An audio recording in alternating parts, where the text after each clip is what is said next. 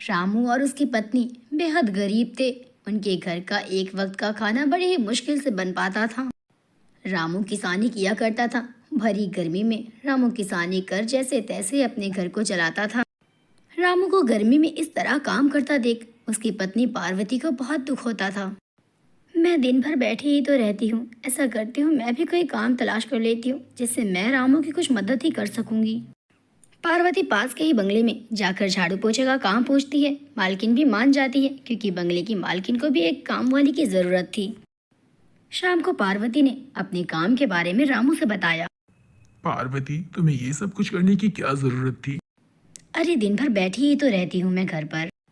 पार्वती ने रामू को आखिर मना ही लिया और अगले दिन से रामू अपने खेतों पर किसानी करने जाता तो वहीं पार्वती अपने बंगले में झाड़ू पोछे का काम करने के लिए जाती।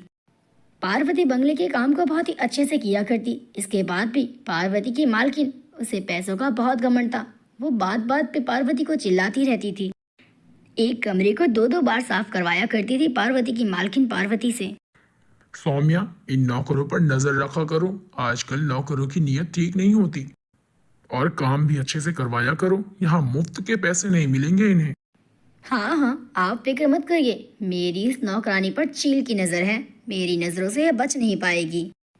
बेचारी पार्वती बहुत दुखी हो जाती है, लेकिन इसके बाद भी वो घर के काम को अच्छे से किया करती। इसके अलावा पार्वती के पास और कोई रास्ता। एक रोज पार्वती मालकिन के कमरे में सफाई करने को जाती है, जहाँ पर पार्वती की मालकिन की एसी चालू थी।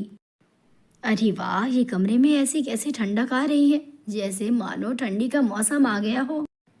पार्वती को मालकिन के कमरे में बहुत राहत मिलती है। पार्वती थोड़ी देर के लिए अपनी मालकिन के कमरे में बैठ जाती है, एक कोने में आराम करने के लिए। कि तभी पार्वती की मालकिन वहां आ जाती है। तुम्हें मेरे कमरे में इस तरह बैठने की इजाजत किसने दी?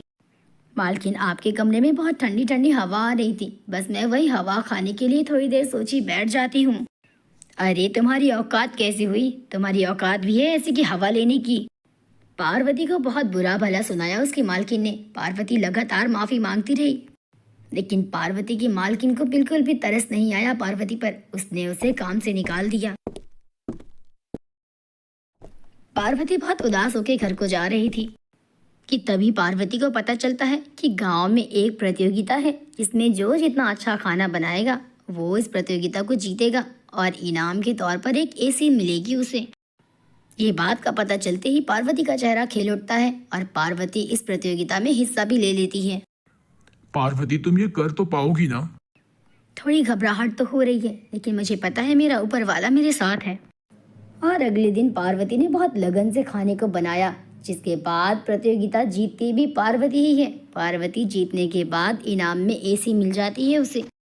पार्वती बहुत ही खुशी खुशी अपने कमरे में एसी। पार्वती के घर एसी आई है। गांव वालों को ये बात पता चलते ही पूरा गांव पार्वती के घर में आकर बैठता और अब पार्वती के कारण गांव का हर आदमी एसी की हवा ले पाता, क्योंकि गांव में किसी के घर एसी नहीं थी। उधर पार्वती की मालकिन को पार्वती से बेहतर और नौकरानी नहीं मिली, जिसके कारण वो पार्वती को ढूंढते हुए उसके गांव आ जाती है और वो देखती है कि पार्वती के घर में एसी लगी है, जिसका आनंद पूरा गांव उठा रहा था।